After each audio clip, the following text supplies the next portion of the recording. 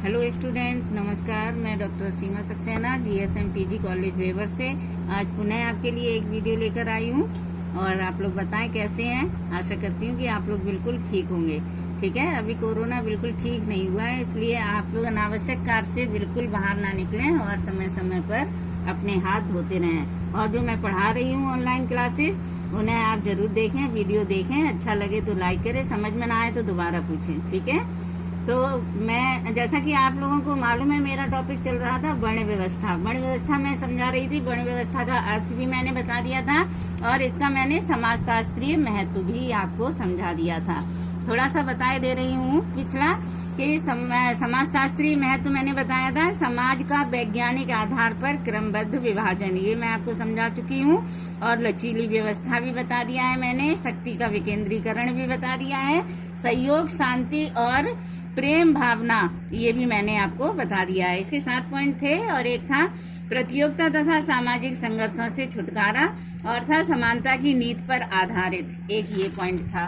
ठीक है, इसके 9-10 पॉइंट थे, मैंने आपको सारे बता दिए थे। आज मेरा टॉपिक है वर्ण व्यवस्था, समझा चुकी हूँ मैं। अब मैं आपको समझाऊंगी आश्रम व्यवस्था।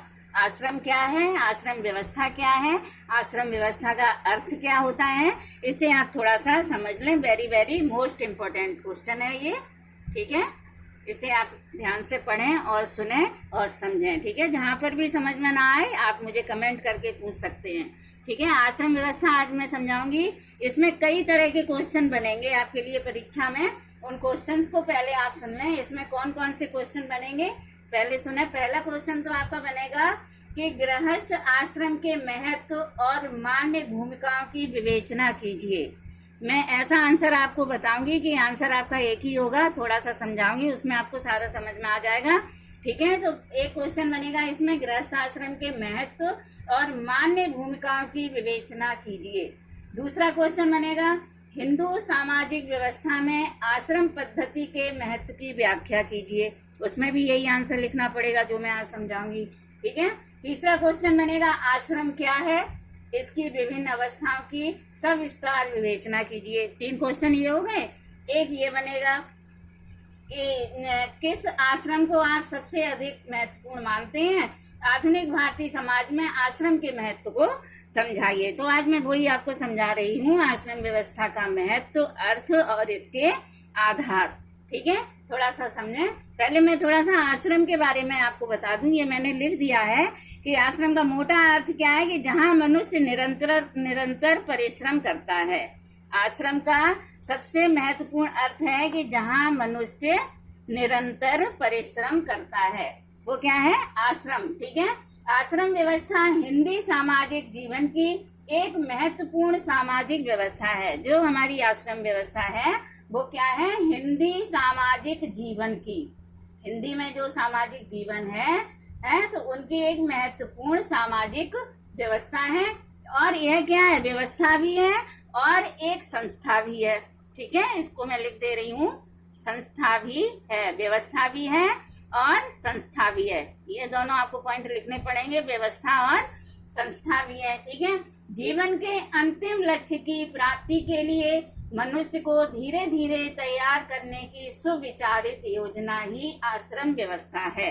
जीवन को जो निरंतर तैयार करता रहता है, उसको सिर्फ सुविचारों से उसे अपने ऊपर सुविचार लाने की पूरा प्रयत्न करता है, उसे ही हम, उस योजना को ही हम आश्रम व्यवस्था कह सकते हैं। ठीक है, और थोड़ा सा समझें कि व्यक्ति के जीवन को 4 भागों में विभाजित किया गया है। जो हमारा व्यक्ति है, समाज के अंदर जो व्यक्ति है, उसके जीवन को 4 भागों में विभाजित किया गया है। वो भाग मैं समझाऊंगी आपको। और यह विभाजन मनुष्य जीवन का एक मनोवैज्ञानिक व प्राणी शास्त्रीय क्रम है। कौन कौन सा है, मनोवैज्ञानिक, ठीक है, एक क्रम तो ये हो गया, और दूसरा है प्राणी शास्त्रीय। प्राणी शास्त्रीय, इसको थोड़ा सा देख लिया करें आप। प्राण शास्त्रीय क्रम है, ये 2 क्रम है। ओके, पहला ये हो गया और दूसरा ये है। सामाजिक जीवन के कौन से क्रम है, यह विभाजन मनुष्य के जीवन की एक मनोवैज्ञानिक प्राण शास्त्रीय क्रम है। मनुष्य की जो मनुष्य है उसकी समस्त क्रियाओं को इन 4 भागों में हमने बांटा है। मनुष्य की जो समस्त क्रियाएं हैं पूरे जीवन की, उनको मैंने 4 भागों में विभाजित किया है या बांटा है, जिनमें वह अपने जीवन की सारी इच्छाओं को पूरा करता हुआ समुचित व्यक्तिगत तथा सामाजिक विकास करता है।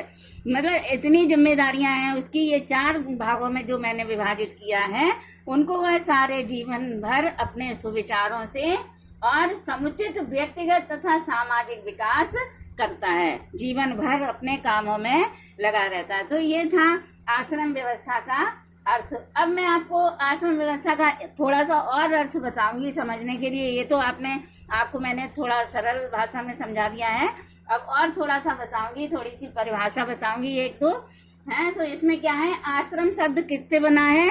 श्रम शब्द से मिलकर बना हुआ है। आश्रम शब्द किससे मिलकर बना है? श्रम। ठीक है, आ इधर निकाल दिया, आ धन श्रम, ये संस्कृत का शब्द है, संस्कृत का ये शब्द है। ठीक है बेटा, आश्रम तो ये श्रम शब्द से बना हुआ है। आश्रम शब्द में श्रम मुख्य है, जो आश्रम में श्रम है ये मुख्य माना जाता है। जो श्रम जिंदगी भर मनुष्य करता है, व्यक्ति जिंदगी भर अपने श्रम में लगा रहता है, आश्रम शब्द में श्रम मुख्य माना गया है, जिसका अर्थ परिश्रम करना है। जिसका मोटा अर्थ क्या है? परिश्रम करना। मनुष्य जिंदगी भर परिश्रम करता है, तो उसका क्या अर्थ है? परिश्रम करना है। इस प्रकार आश्रम शब्द से हमारा अर्थ जीवन में ऐसे साधनों से है जहां मनुष्य निरंतर परिश्रम करता है। लौट फेर के वही बात आ जाती है कि हमारे कहने का तात्पर्य है कि मनुष्य जीवन भर जहां निरंतर परिश्रम करता है, उन साधनों से ही, उन अर्थ के जीवन में ही ऐसे साधनों से है जहां मनुष्य निरंतर परिश्रम करता है। समझ में आ गया? थोड़ा सा और समझाऊंगी कि आश्रम शब्द का एक और अर्थ होता है, वो आप लोगों को शायद नहीं पता होगा। आश्रम शब्द का एक अर्थ और होता है। दूसरा अर्थ क्या है? रुकना तथा आराम करना। ठीक है, कौन सा? यहाँ मैंने लिखा है, देखो, आश्रम शब्द का दूसरा अर्थ रुकना तथा आराम करना होता है। रुकना और आराम करना। जब मनुष्य अपने कार्यकलापों से थक जाता है तो वह आराम करने लगता है, रुकना तथा आराम करना होता है। ठीक है, मनुष्य निश्चित अवधि के लिए विशिष्ट कार्यों को करने हेतु विशिष्ट अवस्था में रुकता है। जो उनके एक ऐसे विशिष्ट कार्य होते हैं, एक तो वैसे कार्य होते हैं, सामान्य कार्य होते हैं, और दूसरे विशिष्ट कार्य होते हैं। कार्य भी 2 तरीके के होते हैं मनुष्य के जीवन में, एक सामान्य कार्य और दूसरे विशिष्ट कार्य। जगह थोड़ी कम रह गई है आपको समझाने के लिए। सामान्य कार्य हो गए और विशिष्ट कार्य। इन्हें करने के लिए, जैसे जो विशिष्ट कार्य जब करता है तो मनुष्य थक जाता है, तो उस अवस्था में मनुष्य क्या करता है, व्यक्ति क्या करता है, वह थक जाता है और फिर वह आराम करने लगता है। ठीक है, और यह उसके जीवन की एक लंबी यात्रा को आराम प्रदान करना होता है। उसके जीवन की एक जो लंबी यात्रा होती है उसको वह आराम प्रदान करता है। ठीक है, और आगे की यात्रा के लिए प्रेरणा देता है। ठीक है, आपको समझ में आ गया? मनुष्य निरंतर परिश्रम करता है, यही आश्रम है। ठीक है, अब मैं आपको बताऊंगी आश्रम व्यवस्था के आधार। ठीक है, इसको आप थोड़ा सा समझें। आश्रम व्यवस्था के 4 आधार हैं। कौन कौन से? ब्रह्मचर्य आश्रम, और दूसरा है गृहस्थ आश्रम, तीसरा है वानप्रस्थ आश्रम, और चौथा है संन्यास आश्रम। तो आज मैं आपको ब्रह्मचर्य आश्रम के बारे में थोड़ा सा बताऊंगी। ठीक है, ब्रह्मचर्य आश्रम अभी आपको मैं बताऊंगी, थोड़ा सा सुने सरल शब्दों में। ब्रह्मचर्य आश्रम क्या होता है? ठीक है, ब्रह्मचर्य आश्रम सुने। ब्रह्मचर्य आश्रम वह प्रथम आश्रम है, आश्रम व्यवस्था का वह प्रथम आश्रम है जो विद्या अध्ययन से संबंधित होता है। जहाँ पर विद्या मनुष्य करता है, पढ़ता है, उसे विद्या प्रदान होती है। तो वह कौन से आश्रम में होती है? ब्रह्मचर्य आश्रम में विद्या को प्रदान करता है। इन आश्रम के संबंध में मनु का विचार है। एक मनु है, उनका विचार है। ठीक है, मनु का विचार है, क्या है? थोड़ा सा सुन लें इसे। मनु का विचार है कि इससे मनुष्य को द्विज बताया जाता है। इससे मनुष्य को द्विज बताया जाता है। मनुष्य यहाँ पढ़ता है आश्रम ब्रह्मचर्य आश्रम में, और इससे मनुष्य को क्या उपाधि मिलती है? द्विज बताया जाता है।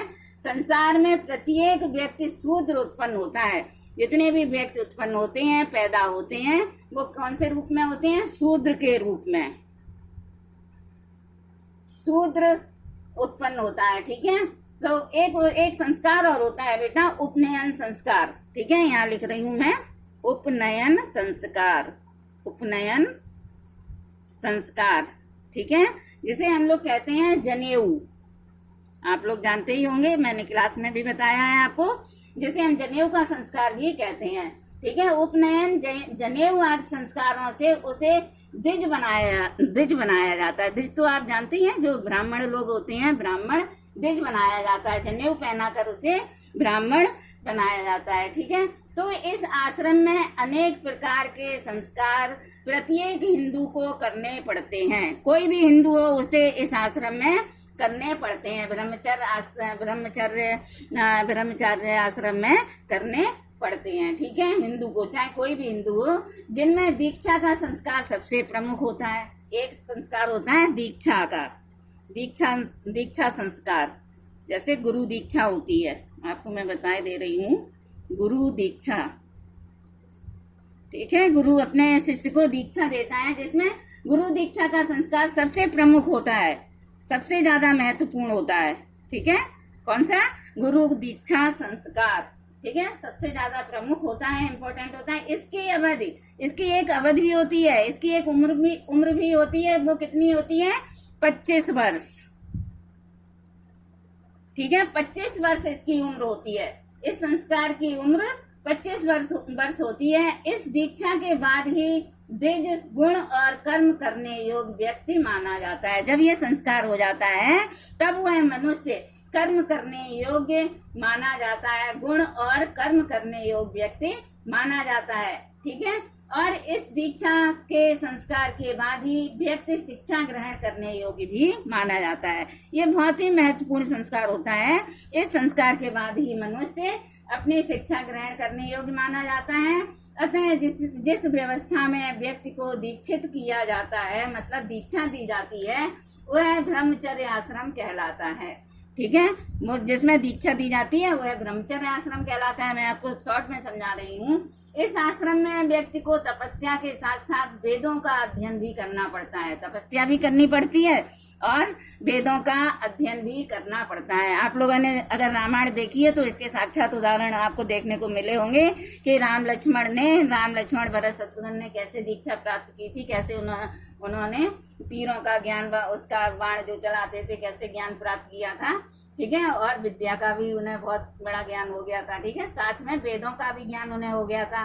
और वेदों का अध्ययन ब्रह्म गति प्राप्त करने का एक साधन होता है। ब्रह्म गति प्राप्त करने का एक साधन होता है जो वेद के अध्ययन के द्वारा होता है।